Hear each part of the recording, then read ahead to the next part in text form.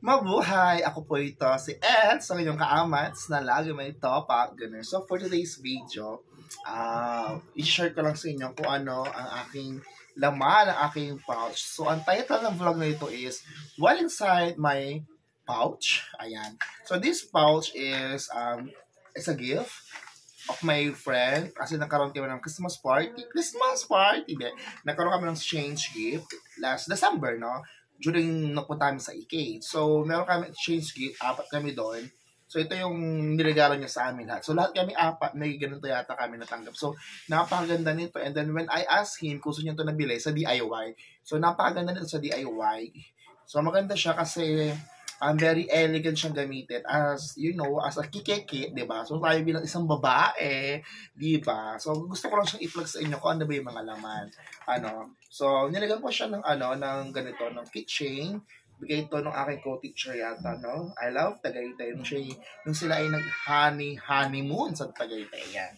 So, buksan na natin. So, syempre, I have here, una, suklay. Ayan. So, meron akong suklay kasi syempre, nakasulay ako, di ba? May buhok ako kaya ko ng suklay.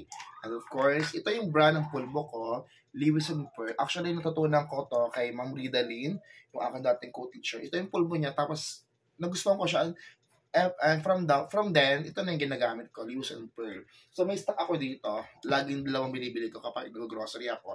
And then ito, I have here Daily Send. Actually, matagal na itong wala laman kasi nga, matagal ko na itong naisip itong vlog na ito na mag-vlog ako nito. What inside my pouch? Ganyan. Kikikit.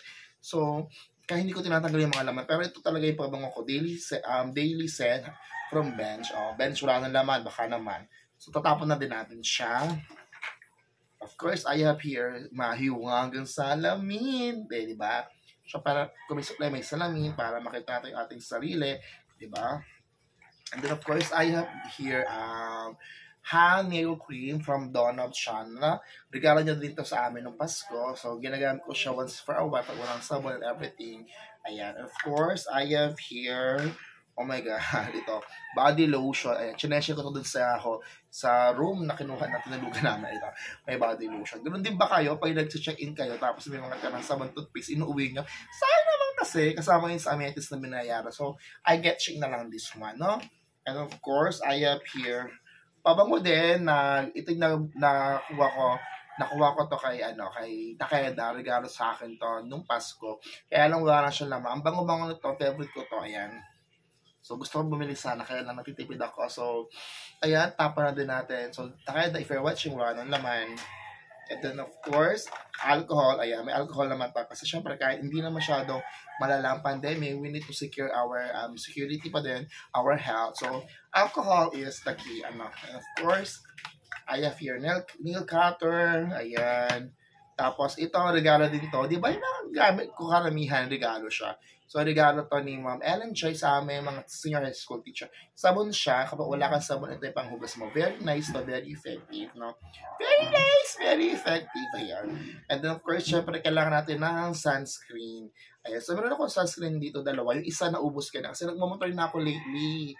Ayan. So, ayan. Sunscreen to by Brilliant. Wala din siyang laman. So, Brilliant baka naman. Ayan. And then, of course, ito na lang yung titira ko. Sunscreen gel cream. So, ito ginagamit ko to pag lumalabas ako kapag may araw to protect our skin sa direct ng sikat na araw. It's better to prevent than to cure. Ano daw yun? Okay? So, and of course, I have here Seals Lady. Ito yung ginagamit ko. After kang maglagay ng sunscreen, ito naman yung kasunod ko. Tapos itong Lewis & Pearl para fresh tayo from everyday. And now, yan.